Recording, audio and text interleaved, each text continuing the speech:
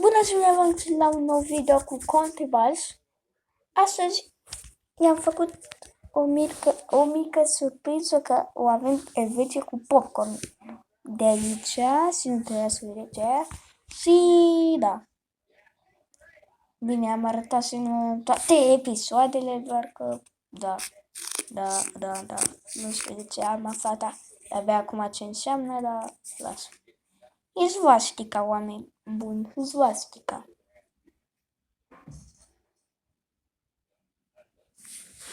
Uniunea Sovietică. România aici, am pierdut Ungaria, deci nu mai vă faceți gris. Și nu mai o să avem grijă de Ungaria. Deci nu mai vreau să o caut pe astea vechi, că Japonia era pierdută. Și am găsit mii și mii din astea vechi. Și mai trebuia să fac alea. Da. Și din greșeală am luat și un din ăsta din Nors. Da. Și Rusia, uite, și Rusia cealaltă am pierdut-o, de să arăt altceva. Vezi că arătă altceva, vedeți? Și asta a fost pierdută.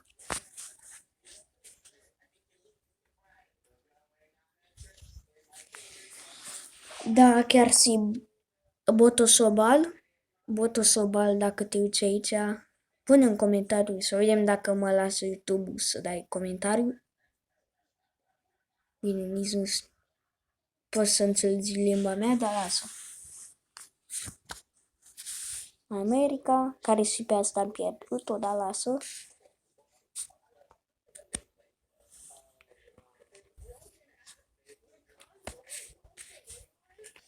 Da. Uite-l și pe...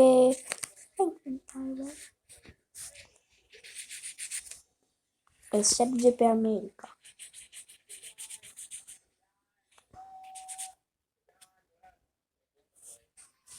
Da, și asta e mâna mea. Ok. Serbia nu mai am putut să facă semnul de acolo, vulturul.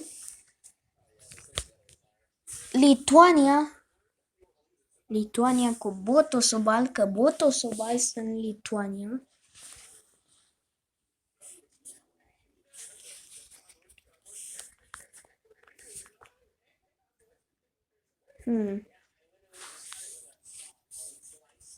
Deci, vodka, am făcut altă vodka și căpca și asumit și le pierd rapid. Se-am pierdut desigur. Da. Haideți să facem un roleplay. Bine, nici nu știu cu ce. Salut, eu sunt România și o să vă arăt Rusia. Rusia, dă-ne un interviu. De ce ești atât de mare? Și de mare. O, da, eu sunt mare și de mare că sunt smecher. Și nimeni nu mă poate învinge.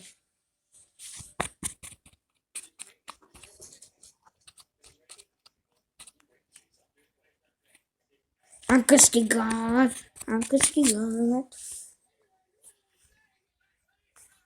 Bro. Tom.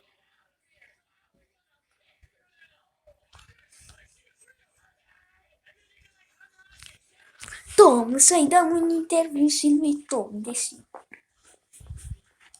Tom.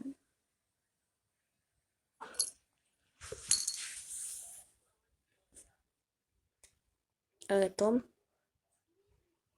îți place cum arăți? Ia să-l vedem de la față.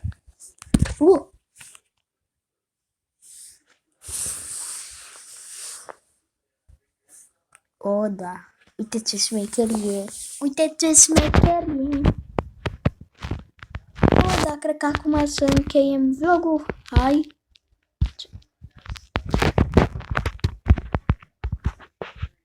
Nu.